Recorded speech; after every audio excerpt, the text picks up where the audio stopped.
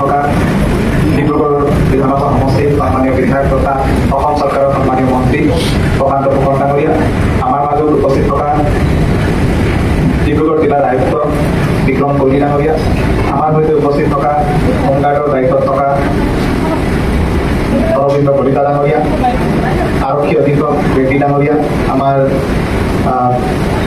ডিব্ৰুগড় পৌৰসভাৰ মেয়ৰ আমাৰ পাত্ৰ ডাঙৰীয়া, ইয়াত উপস্থিত থকা আৰক্ষী বিষয়াসকল, হোমগাৰ্ডৰ কামাণ্ডেণ্টকে প্ৰমুখ কৰি বিষয়াসকল, জোৱানসকল আৰু ইয়াত উপস্থিত থকা অতি শ্ৰদ্ধা ৰাইজ।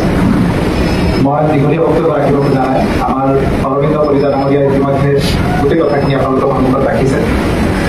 মই দায়িত্ব পোৱাৰ পিছত মোৰে সৌভাগ্য বুলি ক'ব লাগিব, মই কেইবাটাও অনগয়িং প্ৰজেক্টৰ উদ্বোধন কৰাৰ সুযোগ মই পালোঁ। শিলচৰত আমি খুব সুন্দৰ এখন অফিচ বিল্ডিং আৰু ৰেচিডেঞ্চ মুকলি কৰাৰ সৌভাগ্য মোৰ হ'ল।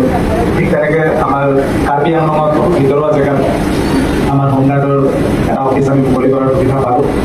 আৰু সমান্তৰালভাৱে আজি ডিব্ৰুগড়তো ভালেমান দিনৰ পৰাই গৃহটোৰ নিৰ্মাণ কাৰ্য সম্পূৰ্ণ হৈ পেণ্ডিং হৈ আছিল, মুকলি কৰিব পৰা নাছিল। কিন্তু আজি ঘৰটো চাই খুব ভাল লাগিছে। কম পইচাৰে খুব ধুনীয়া কাম হৈছে আৰু প্ৰভিজনো আছে, ভৱিষ্যতে আমি ইয়াক আৰু বঢ়াব পাৰিম। আমি সেইটোলৈ আহিলে তাৰপৰা উপায়ুক্ত মহোদয়ৰ লগত আমি আলোচনা কৰি এই জনবসতিপূৰ্ণ অঞ্চলত আমি এই মাটিখিনি উলিয়াই দিয়াৰ ব্যৱস্থা কৰিলে। উপায়ুক্ত মহোদয় আজি ইয়াতে এই সভাৰ জৰিয়তে মই বিশেষভাৱে মই মোৰ ফালৰ পৰা ধন্যবাদ জ্ঞাপন কৰিছোঁ। এছ পি মহোদয়ক ধন্যবাদ জ্ঞাপন কৰিছোঁ। তেখেতসকলে এটা আত্মীয়তাৰে ইমান নিবিড়ভাৱে চিন্তা কৰিলে যে এই হ'ব লাগে, এইখিনি হ'ব লাগে। আৰু মই যেতিয়াই লগ পাওঁ কথা পাতোঁ, এই কামাণ্ডেণ্ট অফিচটোৰ ফালে যাবলৈ বেয়া লাগে নিজৰে, এনেকুৱা লাগে যে নিজৰ পইচাৰে এটা ঘৰ এটা বনাই দিওঁ, এনেকুৱা লাগে। কাৰণ এই হোমগাৰ্ড বিভাগটো মোৰ যিটো উপলব্ধি, আমি উৰ্মিলাৰ চৰিত্ৰৰ নিচিনা এটা কথা হয়।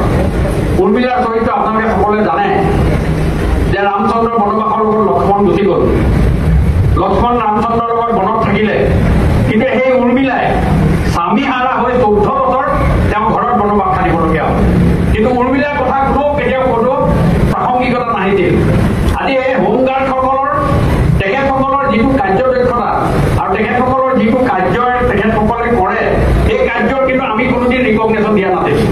সদায় ৰিকগনেশ্যন হোমগাৰ্ডখিনি এনেকুৱা চাৰ্ভে ৰিপৰ্ট আছে, গুৱাহাটীত বহুত জেগাত আছে। ফেঞ্চি বজাৰত এটা ডাঙৰ এটা বম ধৰা পেলোৱাৰ ব্যক্তিজনী আছিলে হোমগাৰ্ড। এই কথাটো মই খুব ভালকে জানো। সেইকাৰণে আজি মই কৈছো যে আজি মোৰ বৰ ভাল লাগিছে যে সেই মানুহখিনিয়ে যিসকলে অত্যন্ত কষ্ট কৰে, আজি এই কষ্ট কৰা মানুহখিনিক আমি এটা সুন্দৰ সংস্থাপন দিবৰ কাৰণে ব্যৱস্থা কৰিছো। আৰু আমি চিন্তা চৰ্চা কৰিছো, মই ৰূপেশ বৰা ডাঙৰীয়াৰ লগত কথা পাতিছো, যাতে আমি তেখেতসকলৰ ঘৰৰ বা তেখেতসকলৰ আৰ্থিকভাৱে কি ব্যৱস্থা ল'ব লাগে, মাননীয় মুখ্যমন্ত্ৰী মহোদয়ে তৰফে এই কথাটো চিন্তা চৰ্চা কৰি থাকে। মই আপোনালোকক প্ৰতিশ্ৰুতি দিছো যে দেশ সেৱা, প্ৰদেশখনক সেৱা কৰাৰ ক্ষেত্ৰত আৰু আমাৰ পুলিচ সকলোকে সহায় কৰাৰ ক্ষেত্ৰত আপোনালোকৰ যিখিনি অৰিহণা, সেই অৰিহণাত অসমবাসী ৰাইজে কেতিয়াও নাপালে। অসমবাসী ৰাইজৰ মনত সদায় থাকেই। আৰু লগতে আগন্তুক দিনতো আপোনালোকৰ ফালৰ পৰা নিশ্চয় সহায় সহযোগিতা আগবঢ়াব। আৰু আমাৰ ফালৰ পৰাও আমি আপোনালোকৰ ইনফ্ৰাষ্ট্ৰাকচাৰ ডেভেলপমেণ্ট আৰু আপোনালোকৰ ফালৰ পৰা সামাজিকভাৱে অৰ্থনৈতিকভাৱে আপোনালোকৰ ডেভেলপমেণ্ট কৰাৰ ক্ষেত্ৰত নিশ্চয় আমাৰ চৰকাৰে প্ৰতিশ্ৰুতিবদ্ধ। আমি আগুৱাই লৈ যাম। আপোনালোকেও ৰাজ্যখনৰ শান্তি শৃংখলাৰ ক্ষেত্ৰত আপোনালোকৰ নিশ্চয় ইয়াত অৰিহণা থাকিব।